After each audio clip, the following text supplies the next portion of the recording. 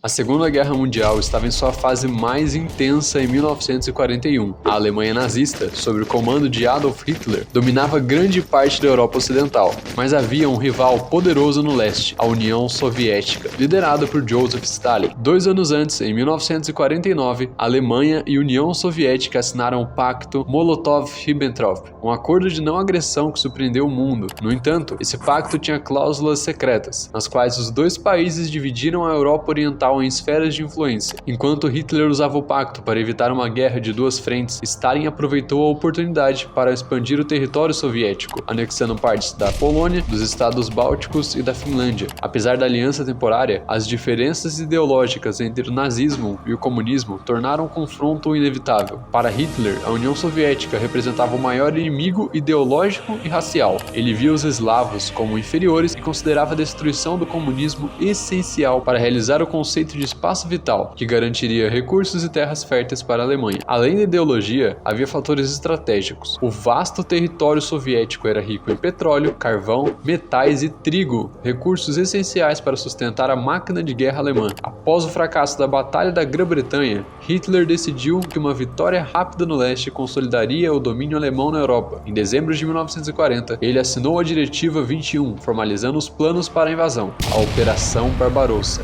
Bem-vindo ao Entranhas da História, onde mergulharemos nos bastidores, estratégias e histórias ocultas do maior conflito da história moderna. Hoje exploraremos um dos episódios mais audaciosos e trágicos da Segunda Guerra, a Operação Barbarossa.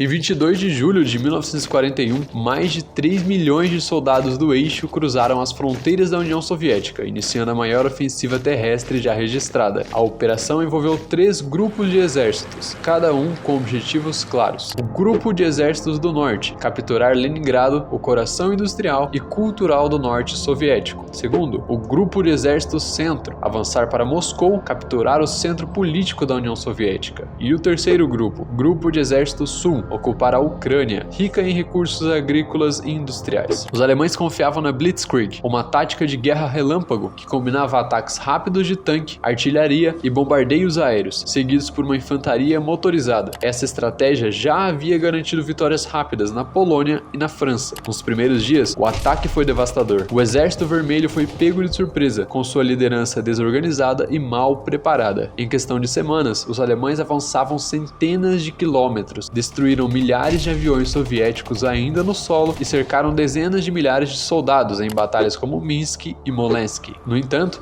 havia sinais de que o plano não seria tão simples. Stalin, inicialmente abalado, rapidamente recuperou o controle e apelou ao nacionalismo do povo soviético, convocando todos para a Grande Guerra Patriótica. As populações locais começaram a destruir infraestrutura essencial, como ferrovias e armazéns, para dificultar o avanço alemão. Conforme o verão de 1941 avançava, a Operação Barbarossa parecia um sucesso para a Alemanha. As tropas do eixo capturaram Kiev em setembro, cercaram Leningrado, iniciando o cerco brutal que duraria quase 900 dias. Estavam a menos de 50 quilômetros de Moscou. Porém, a guerra no leste revelava novos desafios. A vastidão das extensões territoriais da União Soviética começaram a exaurir os recursos e a logística alemã. As estradas eram precárias, os comboios ficavam vulneráveis a ataques de guerrilheiros soviéticos e as linhas de suprimentos se estendiam por milhares de quilômetros. Além disso, Stalin ordenou que fábricas inteiras fossem desmontadas e transferidas para o leste, além dos Urais. Isso permitiu que a produção soviética de armas continuasse mesmo sobre a invasão. Enquanto os alemães esperavam que a União Soviética colapsasse, a resistência local se fortalecia, com civis e soldados dispostos a lutar até o fim. O inverno de 1941 foi um divisor de águas. Hitler acreditava que a guerra estaria vencida antes da chegada do frio, mas o inverno russo chegou implacável. Com temperaturas abaixo de 30 graus, os soldados alemães, sem roupas adequadas, enfrentaram congelamento, fome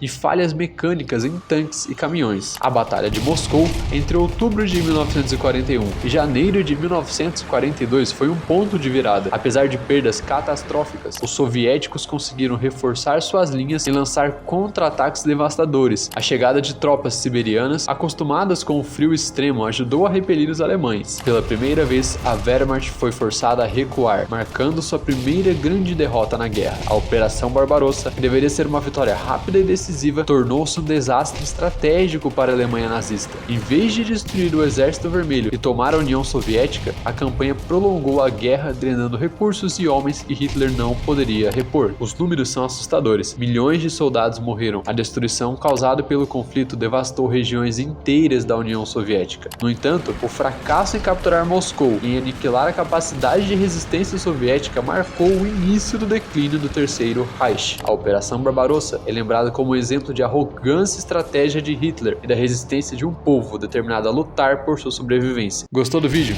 Deixa um like, inscreva-se no canal e ative o sininho para as histórias mais fascinantes sobre os bastidores da Segunda Guerra Mundial.